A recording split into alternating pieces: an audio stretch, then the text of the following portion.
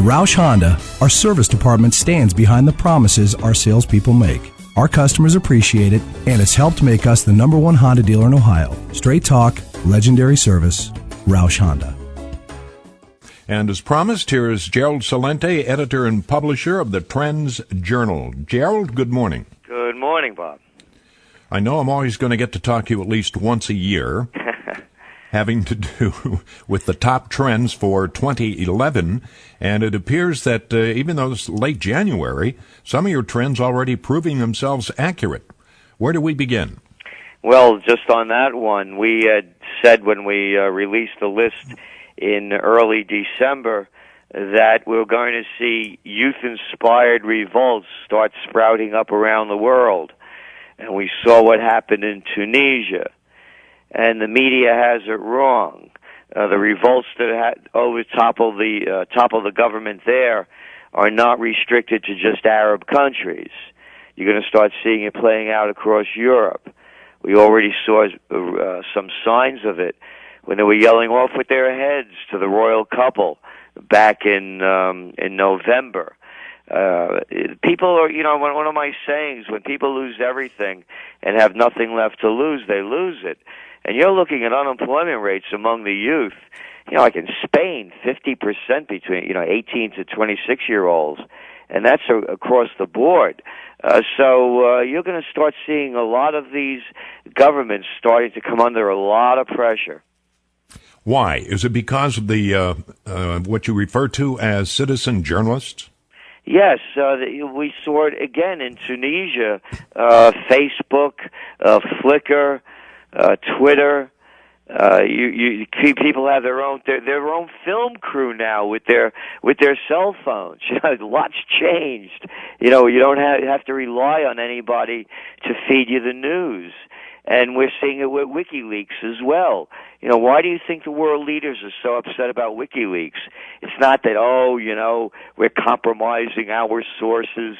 No, they're showing what a bunch of thieves, what a bunch of criminals, lightweights, losers, liars, and lowlifes these so-called world leaders and diplomats are. So, yeah, this journalism 2.0 is big. It helped overthrow the government of Tunisia. It's working now in Algeria the same way, in Egypt.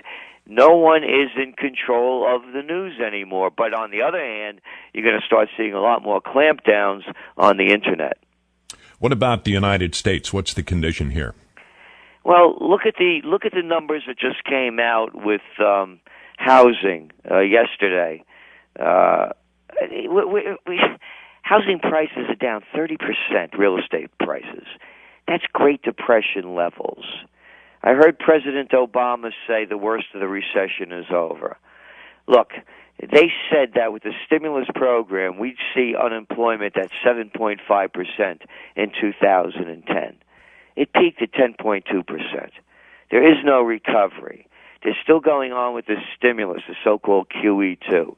You can't create jobs by printing money. So the money game is going to run out, and the Great Recession, we believe, unless there's a productive capacity, is going to turn into a Great Depression. You predicted a major alternative energy breakthrough. Talk about that, Gerald. That's the game changer, and that's the only thing that we see right now that could get us out of this severe recession. And go back to the 90s. We were in a recession. What got us out? It was the Internet revolution. Our whole lives changed. Productive capacity. Products were invented, designed, manufactured, serviced, marketed.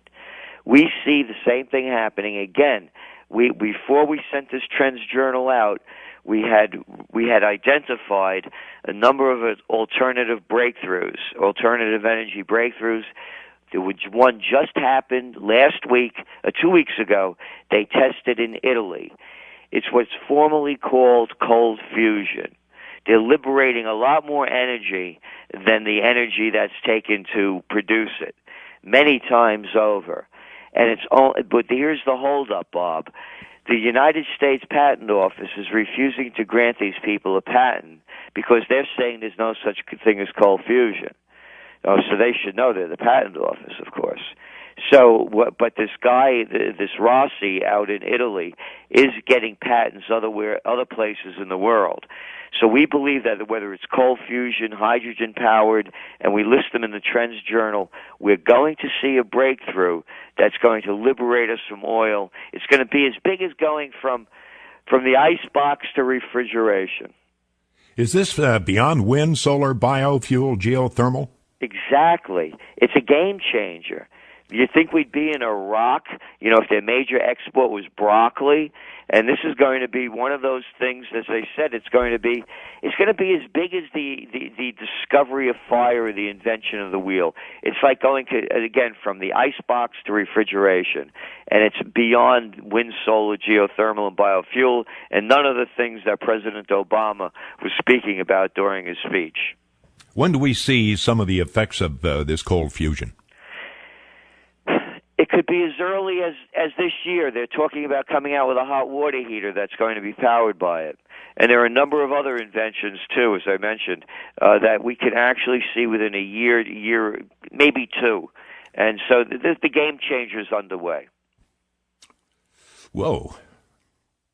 Well, that's something, if it is within reach, and you're seeing some of it as early as this year, that's remarkable. I know. And again, it's out there. You could go to YouTube, put it in, Rossi, Rossi, Italy, it was January 14th, and you'll see they're doing the experiment on YouTube. So this is going to happen. It is happening, and there are others beyond cold fusion. Gerald, as always, I appreciate the visit and the information. Gerald Celente, editor, publisher of the Trends Journal, touching on the top trends for 2011. Cold fusion. Whoa.